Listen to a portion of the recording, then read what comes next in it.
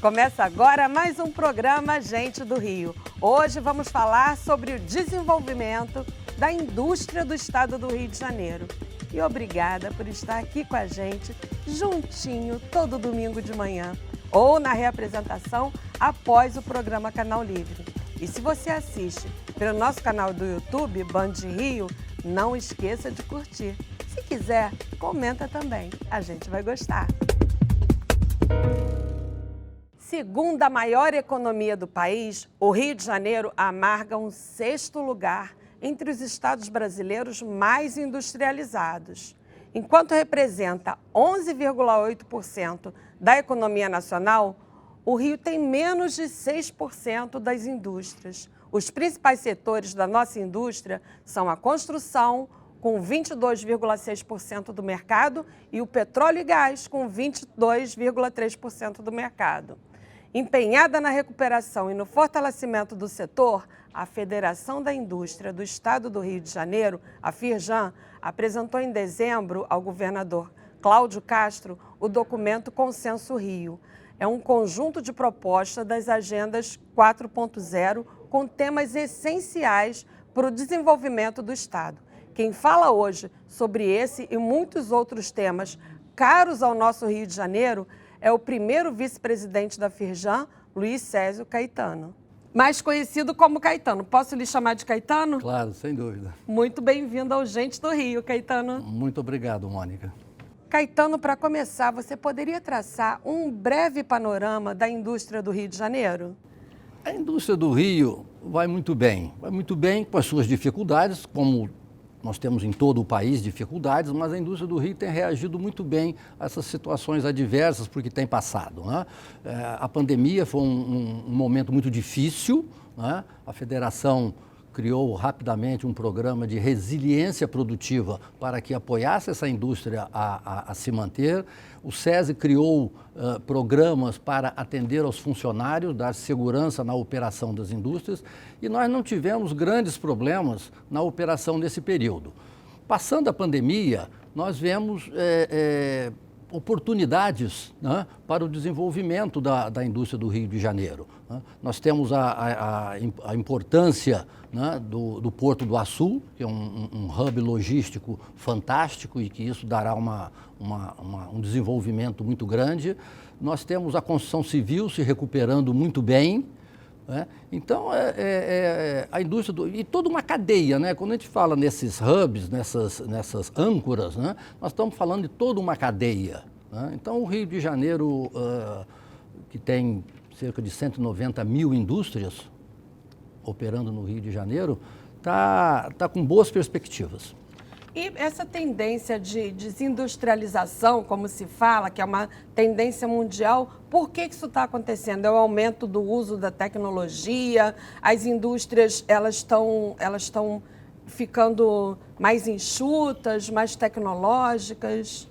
Que fenômeno é esse? Acho que é uma série de fatores, Mônica, para isso que se chama de desindustrialização, mas que na realidade é uma acomodação, né, para novos ambientes de negócios, novos modelos de negócios, né, e que a indústria passa por isso, né? Nós temos o e-commerce, por exemplo, né, em que muitas indústrias que não tinham esse modelo de negócio têm que se adaptar. E essa adaptação leva um tempo, mas a indústria do Rio tem alguns segmentos que dão muita importância à indústria, né? Como a indústria siderúrgica. Nós temos aqui as duas maiores siderúrgicas do país, né? Nós temos aqui o aeroporto e o porto, e os portos. Nós temos dois portos aqui, nós temos dois aeroportos internacionais, né? Então, eu acho que tudo isso daí dá respaldo, né, ao crescimento da indústria.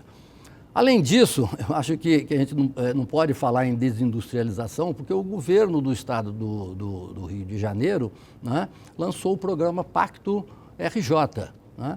Foi um programa que utilizou boa parte daquilo que a Firjan fez num estudo Rio Construção.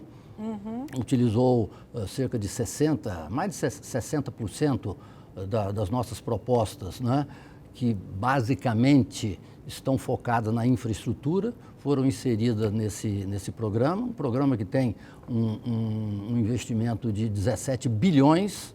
Então, acho que tudo isso trará uma atividade, entendeu, maior para a indústria do Rio de Janeiro. Você falou agora nos aeroportos, né? Um dos pontos que a Firjan colocou foi a necessidade de uma concessão conjunta dos aeroportos do Galeão e do Santos Dumont. Isso é um tema que tem sido amplamente, tem gerado um grande debate, uma grande polêmica. Por que essa concessão tem que ser conjunta e por que isso é fundamental para o desenvolvimento do Estado? O importante nessa concessão é que a operação seja coordenada. Não pode haver uma operação independente da outra, onde um aeroporto tentará tirar a atividade ou o movimento do outro. Concorrência, né? Predatória. Predatória. É isso que não pode. Então, o que nós propusemos, né, às autoridades, né, é que haja uma operação coordenada. Porque os estudos que nós fizemos mostram que, através dessa operação coordenada, nós podemos injetar 4,5 bilhões por ano na economia do Estado do Rio de Janeiro. Um aeroporto é essencial para a indústria, porque um voo internacional, ele não traz somente passageiros, ele traz mercadorias na sua barriga. Os aviões trazem uma quantidade de mercadoria, que é da maior importância, essa logística, né? Uma logística rápida, uma logística que traga a possibilidade da indústria se desenvolver, sem prejuízo, claro, do Rio de Janeiro nas suas outras atividades, no turismo, numa cidade que é a porta de entrada do Brasil. E um outro ponto também que vocês listaram nessas iniciativas que são importantes para o Rio de Janeiro é a ligação do Porto do Açu à malha ferroviária nacional, né? Sim. Qual a importância disso e o que isso pode trazer para o Rio de Janeiro? O Porto do Açu é um porto... Ele é o centro de uma logística que vai muito além do Rio de Janeiro, né? O Porto do Açu é fundamental que ele esteja integrado à malha ferroviária nacional, né? E nós defendemos com muita ênfase a construção da Estrada de Ferro 118, que é a EF-118. A EF-118, ela hoje está com o projeto parado em Cariacica, né? E de Cariacica... Cariacica é Espírito Santo. Espírito Santo, né? De Cariacica até Anchieta, a Vale vai fazer já está com recursos já alocados para fazer essa extensão. E de Anchieta a São João da Barra, que são 100 e poucos quilômetros, 106, 108 quilômetros, um investimento de 2,5 bilhões de reais, entendeu? É o que nós achamos que é fundamental para ligar o Porto do Açu a toda a região centro-oeste. Então, levando fertilizantes, combustíveis e outras mercadorias e trazendo grãos. Então, o Porto do Açu dará uma conexão muito grande com todo o interior do estado do Rio, né? E trazendo divisas. A previsão é que, de imediato, haja uma demanda de 8 milhões de toneladas ano. E até nos próximos 12 anos, podemos chegar a 20 bilhões de toneladas. O Porto do Açu foi uma obra que saiu da cabeça do empresário Eike Batista. A parte de todas as polêmicas, as questões que aconteceram, inclusive eu acho que me corrija se eu estiver errada, mas eu acho que esse desenvolvimento do Porto até ficou um pouco para trás por causa dessas questões políticas, mas ele foi um visionário. E como é que está o desenvolvimento do Porto hoje? A OSX, que era a empresa do Eike, está lá no Porto também e parece que está com vários parceiros. se desenvolvendo bastante também? O Porto do Açu está sendo operada por uma outra operadora e que está desenvolvendo o projeto dentro daquilo que ele tem de mais valoroso, né? O porto tem um calado excelente, né? Tem uma localização, entendeu, geográfica também muito boa e tem potencialidades enormes. Tem a potencialidade da utilização do gás natural para geração de energia elétrica, o que já está acontecendo. Ele tem a exportação de minério de ferro, já semi-processado. Ele tem a possibilidade de desenvolver projetos de hidrogênio verde, com a utilização do gás natural e a energia eólica, e essa ligação com a malha ferroviária nacional, que é essencial, né, podendo colocar mercadorias no centro-oeste e trazer grãos para a exportação. Outra indicação importante de vocês foi o combate ao Brasil ilegal. A gente está falando de contrabando, pirataria, roubo de propriedade intelectual, concorrência desleal com fraude fiscal, enfim. Qual é a importância disso e o tamanho do dano que isso causa para a nossa indústria? A questão de insegurança urbana é um problema mundial, né? Não é só do Rio de Janeiro. O Rio de Janeiro passa por alguns percalços, mas nós temos que considerar que a taxa de homicídios no Rio de Janeiro está abaixo da média nacional. No Rio de Janeiro nós temos 17 homicídios por 100 mil habitantes. A média nacional é 18,3. E na Bahia, só para ter um exemplo, que é um estado também de turismo, uma porta de entrada também no Nordeste, né, tem 33. Então, o Rio de Janeiro tem suas dificuldades, mas o Rio de Janeiro tem avançado nessa direção. Quando nós falamos de roubo de carga, a Firjan, em 2017, trouxe o assunto à discussão para o setor, as autoridades públicas e outras entidades, porque nós tínhamos mais de 10 mil roubos de carga ano. Trabalhamos, foi feito um trabalho bastante profundo e hoje nós reduzimos para pouco mais de 4 mil. Ainda é um número que assusta, um número indesejável, mas temos trabalhado de forma que isso possa ser mais abrangente, porque isso implica em diversas questões. Nós temos a questão das fronteiras do Rio de Janeiro. É preciso fortalecer as fronteiras do Rio de Janeiro. A indústria fluminense, ela está caminhando para o interior? Tá, tem caminhado para o interior, porque existe uma legislação que dá incentivos a várias cidades no interior, incentivo fiscal à cidade no interior. E nós temos também, então, com esse benefício, várias empresas têm ido para o interior ou estão abrindo filiais no interior, né? E nós temos também grandes empresas no interior que eles são verdadeiros hubs, né, de desenvolvimento, como o Porto do Açu, que está formando uma cadeia enorme de suprimento, de prestadores de serviço. Nós temos outro exemplo aqui, que é a GE Celma, que é uma empresa de manutenção de turbinas, a maior exportadora de serviço do estado do Rio de Janeiro. Que fica... E fica em Petrópolis, já abriu uma unidade em Três Rios, né, que vai ser ampliada.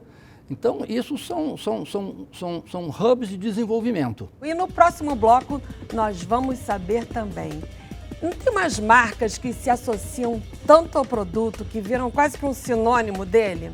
Caetano lidera uma marca que tem esse perfil. Para você, que marca é sinônimo de sal? Fique com a gente que a gente vai contar. O Gente do Rio volta já.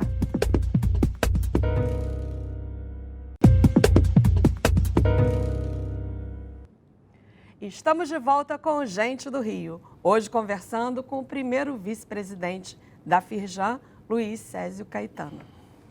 Caetano, queria falar agora da última parte que eu vou falar da Agenda 4.0, mas que eu considero fundamental, que é a regulamentação e o estímulo a fontes renováveis de energia, né?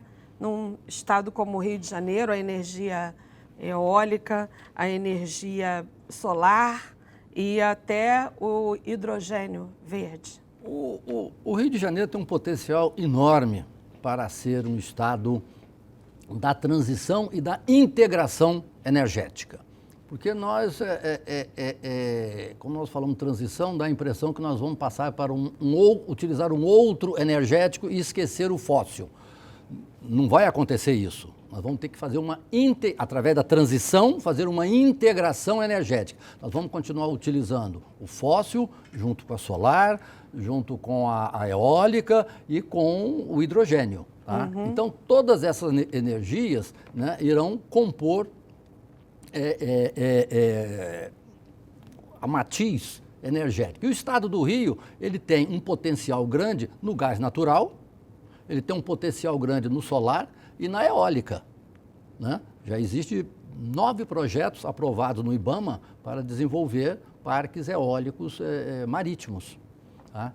Então, isso será... Nós temos a energia nuclear, não podemos esquecer, temos mais uma usina para entrar em operação em 2026, se não me engano, e tudo isso é projeção, é riqueza para o Rio de Janeiro. E o que nós precisamos fazer? Nós precisamos trabalhar na regulamentação, né, do marco legal da energia eólica.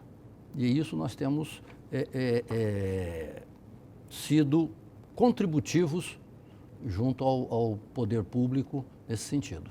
E as coisas estão caminhando para que isso... Sim, estão caminhando. Estão efetive. caminhando porque os projetos estão demandando. Entendeu? Não é possível os projetos entrarem em execução sem que a gente tenha o marco legal e tenha a regulamentação.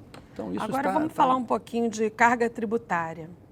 A indústria contribui com 10% do PIB e 30% da carga tributária. A gente está falando agora um novo governo, um novo... ministro da Fazenda, Fernando Haddad, está falando de uma reforma tributária. O que é importante conter essa reforma? A indústria paga 45% para cada 100% vendido, ou seja, para um faturamento de R$100, ela paga 45% de carga tributária. É a maior carga tributária dentre os segmentos. A indústria precisa que haja uma distribuição equânime desta carga tributária. Né? Não é possível essa discrepância entre os segmentos econômicos. Né? A indústria precisa que haja uma segurança jurídica, né, nessa tributação. A indústria precisa que haja também uma forma de compensar, né? Porque quando se faz uma reforma e precisa se fazer uma equalização dessa carga, alguém ganha e alguém perde. Então é fundamental que haja uma maneira de compensar as perdas, para que isso possa ser aceito pelos entes econômicos. Agora vamos falar das flores. A Firjan tem um equipamento voltado para inovação e educação fundamental, fantástico na cidade do Rio de Janeiro, que é a Casa Firjan. Né? Em Botafogo, aqui em Botafogo, onde ficam os estúdios da Band também. O que a população pode... o que esse equipamento oferece para a população? A Casa Firjan foi idealizada para dar à indústria e à sociedade um fórum de discussão da inovação, do futuro, da nova economia. Então, essa é a proposta da Casa Firjan. Caetano, vocês têm muitos projetos educacionais de formação de mão de obra. Como é que são esses centros de formação? Então, nós temos os cursos de formação e de capacitação profissional, né? Nós temos os centros de referência que é um apoio à indústria e que faz também a formação de mão de obra específica, dependendo do centro que for. Tem um centro de referência de alimentos e bebidas, centro de referência de audiovisual, centro de referência da construção civil. Né? Alimentos e bebidas e construção civil na Tijuca, na Tijuca audiovisual em Laranjeiras. Fica em Laranjeiras, né? E temos também as unidades espalhadas pelo Estado, né? Temos o curso Senai. E esses cursos são cursos oferecidos à sociedade, né? São cursos que são, alguns são pagos, outros são muitas vagas gratuitas, tá? E que atende a toda uma gama de demanda. Nós temos o curso integrado, onde há a formação básica, a educação básica, né, com que é a o vocacional, médio, que é o ensino médio vocacionado, né, onde você tem a formação educacional e tem o curso de formação profissional. Né? Que é então, o caso do audiovisual. O audiovisual, e tem outros também, tem na construção civil, tem na alimentos e bebidas, né? Nós temos os cursos que são dessa forma. E as pessoas que quiserem acessar essas vagas, pagas ou as gratuitas, como é que elas fazem?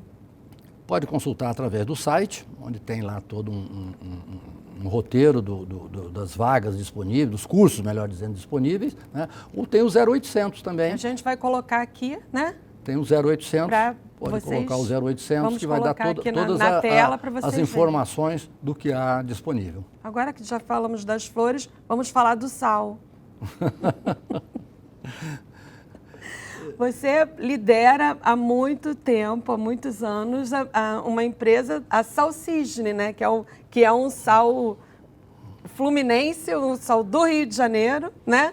E que virou praticamente um sinônimo, igual Gillette, todas essas outras marcas. E você sucedeu o seu pai. Conta brevemente como é que é a história de vocês com essa indústria, a sua história com essa indústria. Então, o Salcisne é uma indústria que está no Rio de Janeiro, nasceu no Rio de Janeiro, está no Rio de Janeiro e opera há 73 anos. Então, hoje o Salcisne é a única refinaria de sal que tem um processo diferenciado, é a única empresa que tem condição de produzir sal com qualidade de insumo para a indústria farmacêutica, porque tem um processo diferenciado, tá? Não é um processo a céu aberto, é um processo industrial.